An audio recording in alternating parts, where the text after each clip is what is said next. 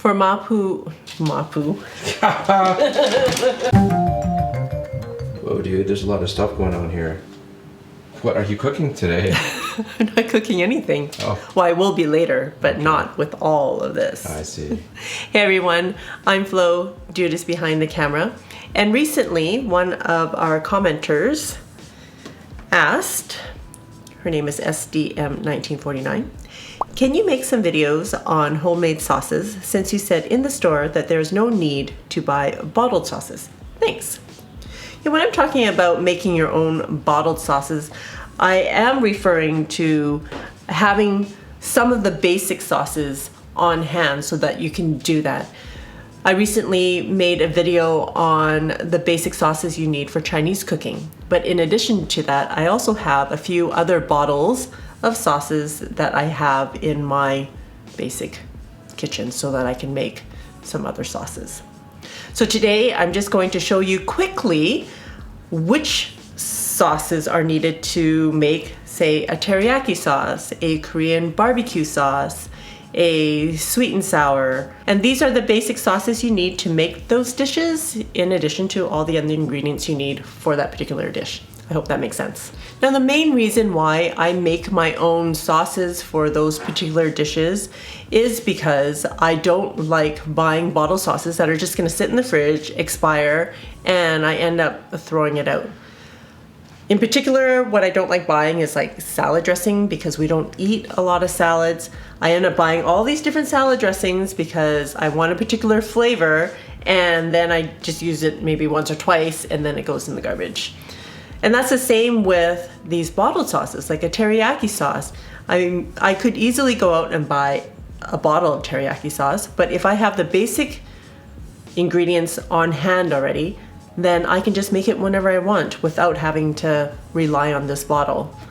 And make what you need and not to create. I know you guys will agree and experience this, the graveyard of bottles of sauces and condiments that just waste away in the fridge. And that's cold hard cash, guys, that you guys are throwing away. Yep, exactly. I don't know how much money we've thrown away in the past, but hopefully with the basic sauces that we have on hand, it saves us money in the long run. So all the ingredients that you see here today go into 5 different dishes, but not all of them will go into every single one. I'm just going to show you the groupings of all the ingredients you need for a particular dish. And again, the full recipe videos can be found in the cards that Dude's gonna put up there. The first one is teriyaki sauce. So you'll need a soy sauce, a rice vinegar, a mirin, which is a sweet cooking wine, brown sugar, sesame oil, ginger, and garlic. Aside from making teriyaki chicken, I've also used this teriyaki sauce as a condiment. We have a very popular restaurant in town called Japadog, and basically they make Japanese style hot dogs, and on their hot dogs they have teriyaki sauce, Japanese mayo, seaweed, bonito flakes, sesame seeds, to give it a different take on the American hot dog. So that's another way to use this sauce. The next one is the Korean barbecue galbi sauce. And it's essentially the same ingredients, except I took away the rice vinegar and added the black pepper, an onion. I would also add an Asian pear, which I don't have on hand. And then the remaining ingredients are the same: sesame oil, soy sauce, mirin, brown sugar, ginger, and garlic. Now, some of these recipes include ingredients that you would likely have on hand that are not specifically Asian. This next one is for chicken adobo, which is a Filipino dish and not a Mexican dish, because apparently there are adobo peppers, which are not in the Filipino chicken adobo, what the difference is between the different adobos, but this is for Filipino chicken adobo. I have peppercorn, sesame oil, soy sauce, brown sugar, garlic, and bay leaves, and good old white vinegar. For MAPO tofu, I have rice vinegar, dark soy, oyster, Shaoxing wine, ketchup, and some crushed red pepper for the added heat that you might want. And there are also a lot of other ingredients in MAPO tofu, but these are the main sauces. And the last one is for sweet and sour. So sweet and sour pork or sweet and sour chicken, you can use this sauce made out of rice vinegar, oyster sauce, ketchup, a can of pineapple, and brown sugar. So as you can see, that just scratches the surface of what you can possibly make with the bottle of like these particular basic ingredients on hand. And I use soy sauce and sesame oil and oyster sauce for my everyday cooking as well.